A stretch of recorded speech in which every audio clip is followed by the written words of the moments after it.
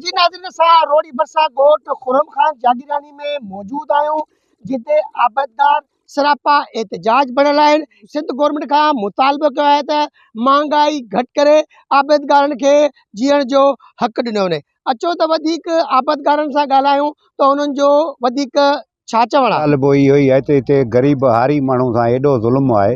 हिते असांजे एरिए में पहिरियों नंबर फसल रहंदो आहे। असांजे तक़रीबन किरोड़े मण कणिक हितां जा माण्हू उगाईंदा आहिनि। पर साल बि ओचिते 2500 रेट करे अहिड़ो धकियूं जो मञा ख़र्च ई कोन निकिता, रहंदो माण्हू कर्ज़ाई थी आहे आड़तियुनि जा। ऐं हिन एरिए इलाइक़े असांजे में माण्हू तक़रीबन अहिड़ा आहिनि जेके मञा खणंदा आहिनि, कंहिंखां उहे आड़ती असां सॾींदा आहियूं उनखे। हिते दुकान रोडनि ते खुलिया पिया अथनि सरेआम, उहे पोइ माफ़िया वारा आहिनि केरु आहिनि उहा ख़बर ख़ुदा खे, उन्हनि खां को पुछण वारो कोई बि कोन्हे।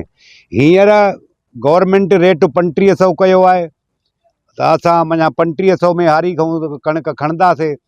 उन जी जाइ ते उहे जेके माफ़िया वारा आहिनि या जेके कांटे वारा आहिनि, उहे जेके रोडनि ते वेठा आहिनि, उहे उन्हनि खां वठनि था 3300 में कणिक ऐं 100 किलो ते 2 किलो कटौती था कनि, जेको हिननि सां सरासर सिधो ज़ुल्म आहे। महंगाई तमामु अरूज ते आहे।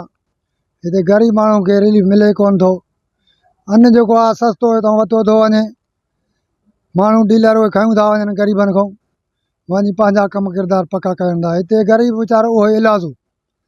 हिते महांगा तेल ॾिसे थो केतिरो महांगो थी वियो आहे, वधि में वधि तेल महांगो थी वियो आहे। जे हिते थ्रेसर वाहियूं था त 5-6 किला मण ते वठे थो, उहो बि वैल में, असां बि वैल में। हाणे वञे ग़रीब माण्हू काॾे, ग़रीब माण्हू जी पूराई कान्हे। हाणे हुकूमत खे इहो असांजो रिक्वेस्ट आहे त ग़रीब माण्हू खे रिलीफ ॾिनो वञे, हिनखे का वधाई ॾिनी वञे। साईं असांजो इहो अर्ज़ु आहे सीएम साहब खे, सिंध गवर्नमेंट खे, बिलावल खे, त हे जेका सब्सिडी ॾिनी अथऊं, इहा सब्सिडी असां कचे वारनि खे ॾिनी ई नथऊं।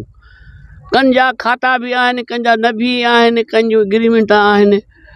उहे चवनि था त असांजी जेका कचे वारी आहे इहा करे छॾी आहे, DC साहब खाता कैंसिल करे छॾिया। हाणे गवर्नमेंट जा ॾिनल, वज़ीर आज़म जा खाता ॾिनल, हाणे इहो कहिड़ो कानून आहे जो साईं DC साहब थो कटे।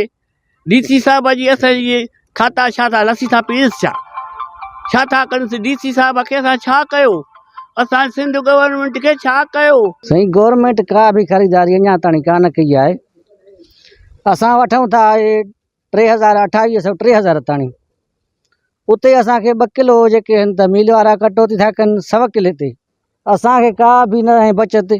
31-3200 उते असां ॾियूं था वञी। तेल महांगो आहे, 520 रुपया तेल आहे। हितां किराया महांगा था पइनि, एॾो नुक़सानु थो पए आबादगारनि खे जो अंदाज़ न आहे।